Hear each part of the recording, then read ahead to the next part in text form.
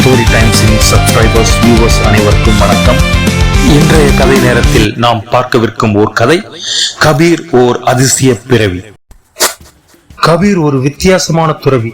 பலவித மார்க்கங்களை உள்ளடக்கியவராக அவர் இருந்தார்.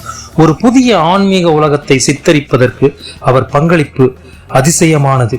கபீருடைய களங்கமற்ற பேச்சும் சமுதாயத்தில் நிலவுகின்ற மூட நம்பிக்கைகளை அவர் எதிர்த்தும் பேசியதும் அவர் வாழ்ந்த காலத்தில் அவருக்கு பல பகைவர்களை ஏற்படுத்தியது. மூட நம்பிக்கைகளை யார் கண்டித்தாலும் அவர்களை சமுதாயத்தில் எதிர்ப்பதும் வைவதும் துவேஷிப்பதும் அன்றாட நிகழ்வு. ஏனென்றால் அந்த மூட நம்பிக்கையில் தான் பலர் வாழ்ந்து கொண்டிருக்கிறார்கள். இந்த மூட நம்பிக்கைகளை எல்லாம் கைவிட்டு விடுவது என்றால் பலருக்கு வர்த்தகம் செய்ய முடியாது, பலர் வேலை இழந்து போவார்கள். எனவே தொன்று தொட்டு நுண்ணறிவுக்கும் மூட நம்பிக்கைகளுக்கும் இடையே நடக்கின்ற மிகப்பெரிய யுத்தமாகவே இது இருக்கின்றது.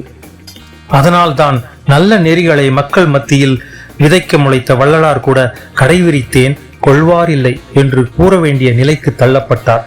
கபீரின் மார்க்கத்தை குறித்து ஷேக் தஹி என்பவர் பேரரசராக இருந்த சிக்கந்தர் லோடியிடம் வந்து தன்னிடம் தெய்வீகத்தன்மை இருக்கிறது என்று சொல்வதாகவும் இப்படிப்பட்ட குற்றத்தை இழைத்து வருகின்ற காரணத்திற்காக அவருக்கு மரண தண்டனை கொடுப்பது ஏற்றது என்றும் தூண்டிவிட்டார். பேரரசரும் கபீரை கைது செய்து அரசவைக்கு அழைத்து வரும்படி தனது சிப்பாய்களை அனுப்பினார்.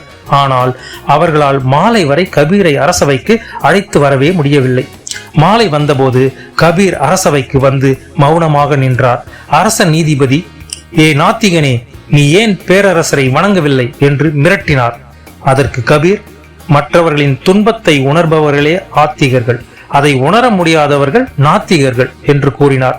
பேரரசருக்கு கோபம் வந்தது. அவர் கபீரை பார்த்து, காலையில் வராமல் ஏன் மாலையில் நேரங்கடித்து வந்தாய் என்று கேட்டார். அதற்கு கபீர் தான் கண்ட காட்சி ஒன்று தன்னை மிகவும் கவர்ந்து விட்டது என்று பதிலளித்தார். என்னுடைய கட்டளையை செவிமடுக்காமல் எந்த காட்சியை பார்த்தாய் என்று கேட்டார் அரசர்.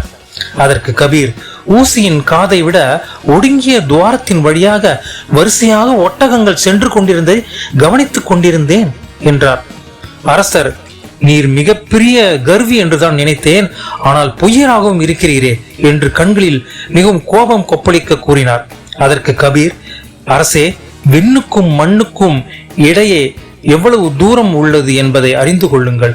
கதிரவனுக்கும் திங்களுக்கும் இடையே உள்ள இடத்தில் எண்ணற்ற யானைகளும் ஒட்டகங்களும் இருக்கலாம் இல்லையா? அவை அனைத்தையும் ஊசியின் காதையும் விட மிகச் சிறியதாக உள்ள கண்ணின் கருமணிகள் வழியாக பார்க்க முடிகிறது என்று பதிலளித்தார். அதை கேட்ட அரசர் கபீரின் சாதுரியத்தை கண்டு மனம் மகிழ்ந்து கபீரை விடுவித்தார். அவரது பதிலில் மிகுந்த ஆழம் இருக்கிறது என்பதை அறிவோம். இந்த உலகம் மிகவும் விசாலமானது. இதை கிரகித்துக் கொள்ள கூட நம்மால் இயலாது. வானம் மிகப்பெரிய வெளி. அந்த வெளி அறிவின் அகலத்திற்கு அகப்பட இன்னும் பல ஆயிரம் ஆண்டுகள் ஆகலாம். அப்போதும் அது புரியாத புதிராகவே இருக்கும். இயற்கை என்பது விசாலமானது. பல்வேறு கூறுகளையும் பன்முக தன்மைகளையும் உள்ளடக்கியதாக அது இருக்கிறது. அதன் பரிணாமங்களை நாம் உணர்வதற்கு கூட முடியாது. ஆனாலும் நம் சின்ன விழிகளை கொண்டு அதை எடை போட்டுக் கொண்டிருக்கின்றோம். பல்வேறு மடங்கு வியாபித்து நிற்கின்ற இந்த பிரபஞ்சத்தை நம் புலன்களின் வாயிலாக அடையாளம் காணுவதைப் போல் நமக்குள் இருக்கின்ற அறிவை கொண்டு எல்லாவற்றையும் கட்டுப்படுத்தவும் நினைப்பது மிகவும் சிரமம். கண்களின் வழியாக பார்க்க முடிகிறது, ஆனாலும் கண்களுக்கு உள்ளும் அப்பொருள் நுழைந்து விடுவதாக பொருள் கொள்ள முடியாது. அதை போல சகலத்தையும் தன்னுடைய கட்டுப்பாட்டுக்குள் கொண்டு வர முடியும் என்ற அதிகார போக்கும் ஆணவமும் வியர்த்தனமும் கூடாது என்று அரசருக்கு புரியும்படி சாதுரியமாகவும் தைரியமாகவும் சொன்னவர் கபீர். கபீர் வாழ்ந்த சமகாலத்தில் மிகப்பெரிய புரட்சியாளராக தன் கருத்துக்களை முன்வைத்ததை இன்று நினைத்தாலும் நம்மை சிலிர்க்க வைப்பதாக இருக்கிறது. ஆன்மீகத்தை பற்றியும் வழிபாட்டை பற்றியும் தொன்று தொட்டு இருந்த பழக்க வழக்கங்களை பற்றியும் 2 வரி கவிதைகள் இன்றும் நாம் சிந்திக்க கூடியவையாக இருக்கின்றன.